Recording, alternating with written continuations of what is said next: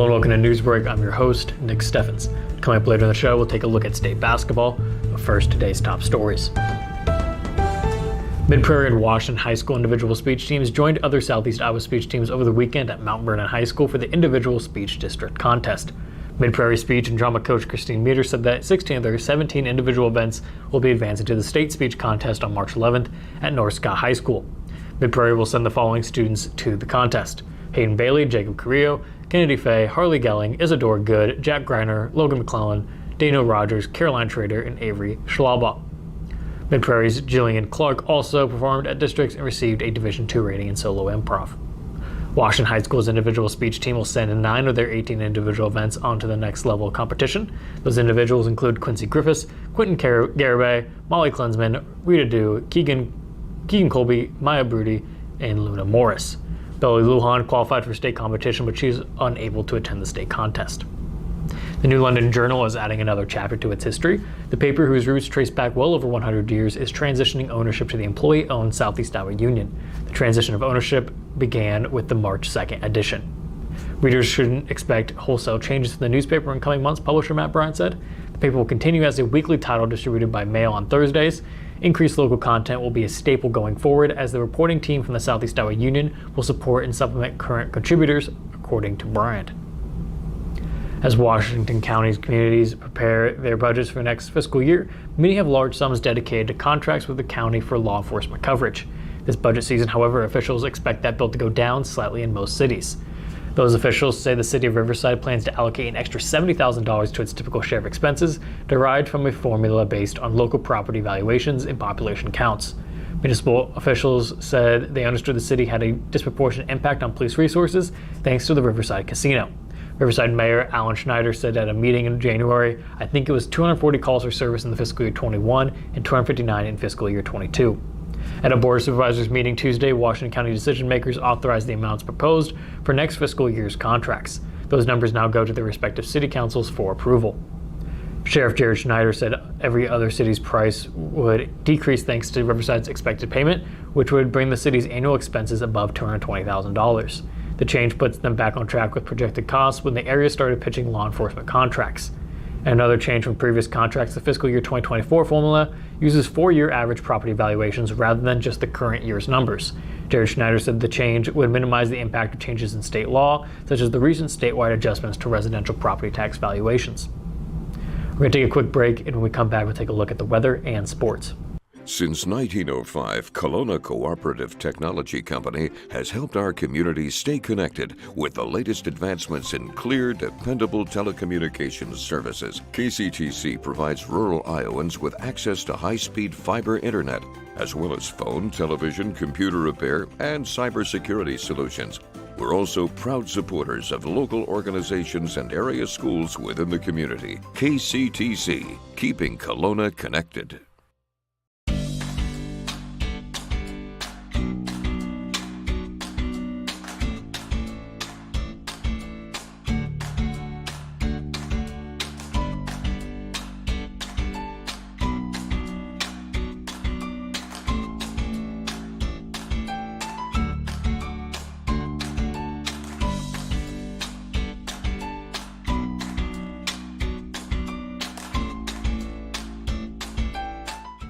At the Capper Auto Group, we put our customers' needs first and understand that everyone is as different as the vehicle they select. We offer new Ford, Chevrolet, Buick, GMC, Jeep, Chrysler, Dodge, and Ram vehicles in a friendly environment that puts you in the driver's seat.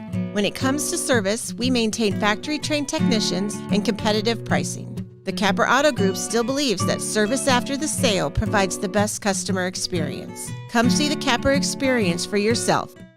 Hospice isn't a place, it's a type of care that focuses on living. Servicing a 7-county area, the Hospice of Washington County staff of nurses, social work, hospice aides, spiritual and grief support, volunteers, music and massage therapists are able to provide free end-of-life care where the patient lives. We write wills, give consent for organ donation, but rarely is there a plan for what we would want the final phase of our lives. At Hospice of Washington County, we encourage our patients to be in charge of their healthcare decisions while maintaining quality of life. Welcome back to Newsbreak. I'm your host, Nick Steffens.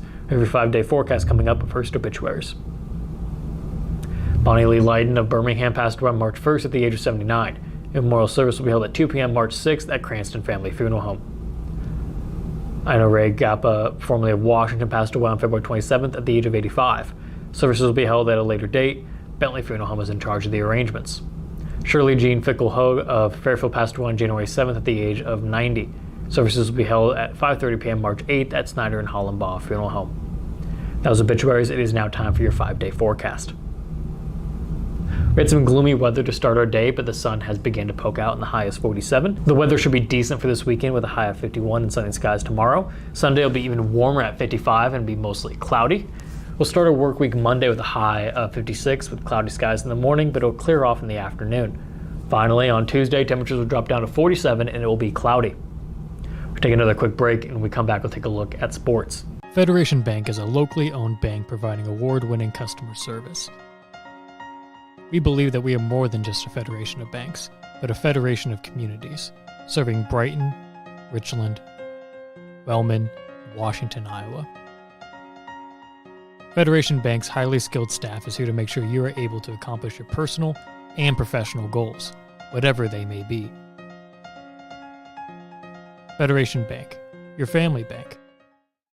Tammy takes the time and has the personal interest in each one of us. I don't worry about what's going to happen because I know my policy is taken care of.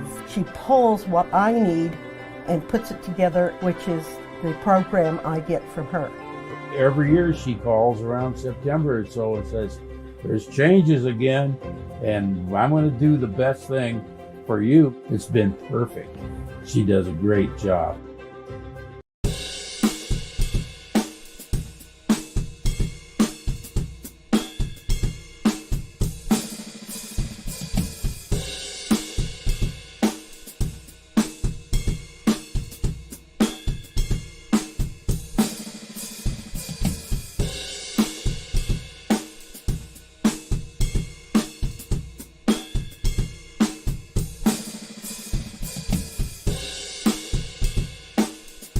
Family owned and operated by Andy and Sarah Ross. Ross Auto has been your vehicle repair and maintenance headquarters since 1935. We specialize in all makes of cars and light-duty trucks. With our variety of available services, let us help you keep rolling and your vehicle operating efficiently. Services include general auto repair, alignments, brakes, fuel injection, and more. Schedule your appointment today at 319-653-5656. That's 319-653-5656. Welcome back to Newsbreak. I'm your host, Nick Steffens. It is now time for sports. Sports, brought to you by Fairway.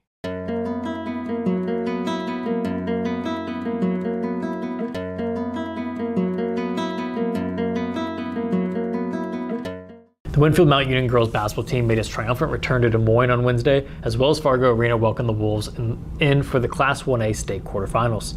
The night didn't go quite as planned for WMU as the 6th-seeded Wolves were done in by a hot-shooting number 3 Northland team. WMU scored all their points in the paint or at the free throw line. Oping led the way with a double-double, going for 18 points and 10 rebounds in her final high school game.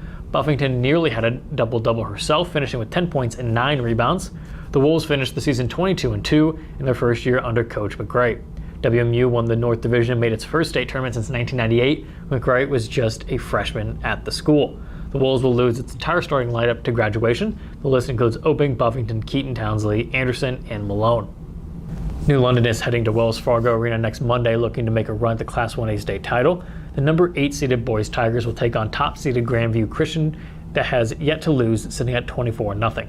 The Thunder's closest game of the season was just 9 points. New London and Grandview Christian will kick off the state tournament with Class 1A Round 1 matchup beginning at 10:30 a.m. on Monday, March 6th. With a victory, the Tigers will play the winners of West Harrison and Dunkerton in the semifinals at 5:30 on Wednesday. That is the news for Southeast Iowa. I've been your host, Nick Steffens. This has been your news break.